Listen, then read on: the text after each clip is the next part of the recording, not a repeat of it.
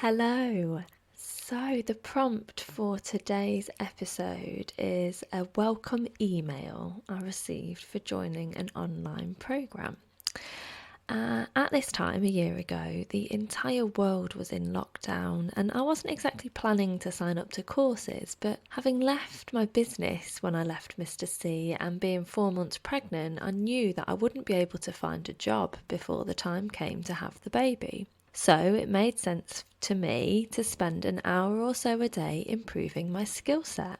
I really love to learn, and since I was now not living in survival mode, I found the opportunity to lose myself in something that might help my future to be really helpful. We were painting the cricket club in the morning, homeschooling in the afternoon, and then I would head off to the dining room table or sit on the bed and spend an hour or so watching a video training, making notes, or reading the course material. I felt like I had something to prove to myself more than anyone else. It was becoming more and more apparent to me that I had spent the last 8 years with men who drained me of any sort of resource, controlled what I did through isolation, manipulation, and coercion, and took everything they could from me, and then, when I was exhausted and declared that enough was enough, felt that they were somehow entitled to take even more. Mr. C had used our business and my role within it to further control me and what I did. When my oldest daughter started school, he declared that he was going to allow me to stay at home unless I was needed to give him a hand, and I would run our business from home.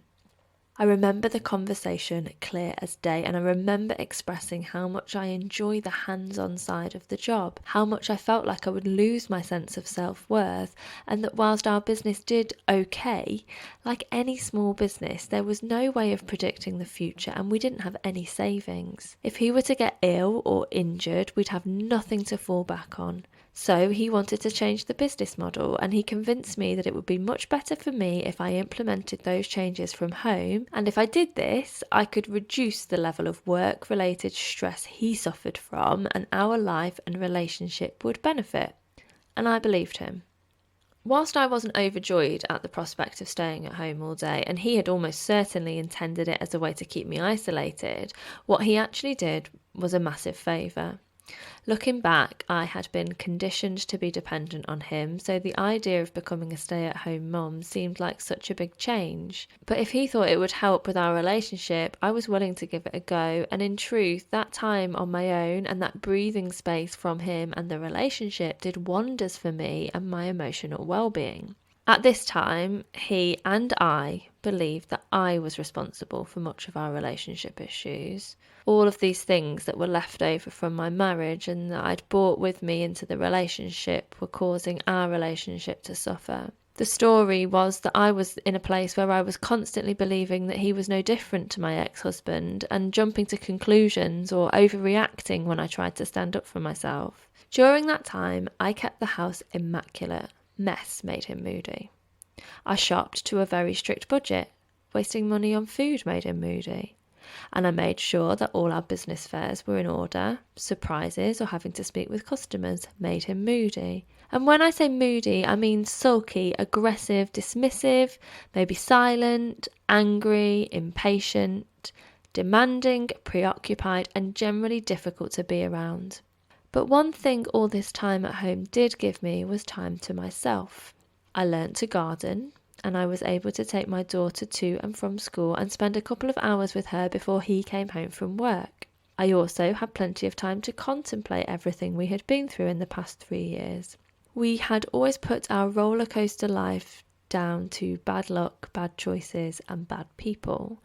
But as he continued to find fault in everyone and everything, I was starting to realise that maybe it wasn't anyone else that was the problem. I started to look forward to the days when he was out, and I could feel my stomach drop when I heard his van pull into the street. I was starting to realise that this wasn't normal.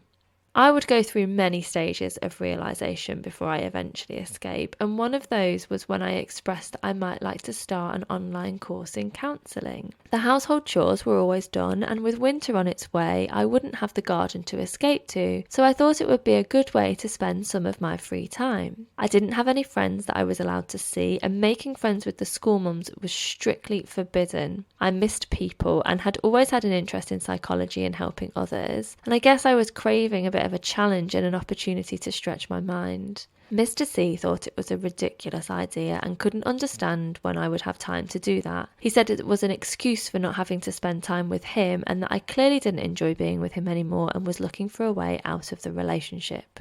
Why would I want to help other people with their issues? And he would tell me that I couldn't even help him to get through his own mental health issues. All sorts of devaluing and untrue comments were levelled at me, and they worked, and I was put off the idea.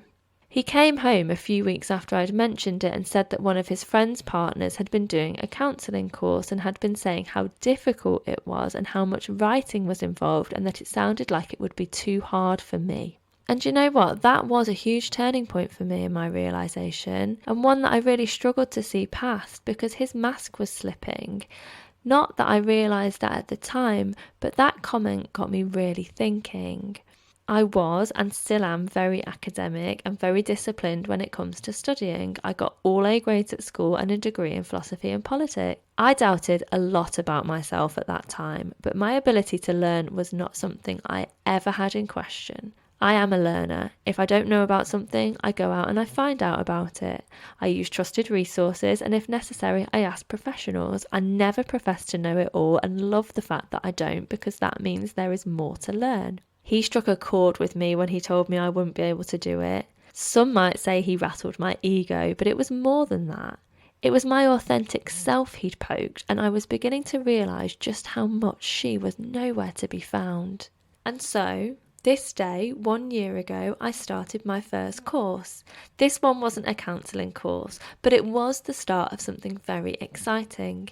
It was more of a self-development and personal growth course, but it was exactly what I needed to get some clarity over what it is that my authentic self really wanted and what I was going to do with a future which was now completely open for anything to happen. This course sparked a belief inside me that I could do whatever I wanted, and we'll explore how that manifested in the next instalment. Thank you for listening. I hope you've enjoyed this instalment of the 1 Year On series. If you have, like, comment, subscribe, send me a DM. However you'd like to connect, I'm always ready and willing to chat. So have a great day, and I'll see you all soon. Bye.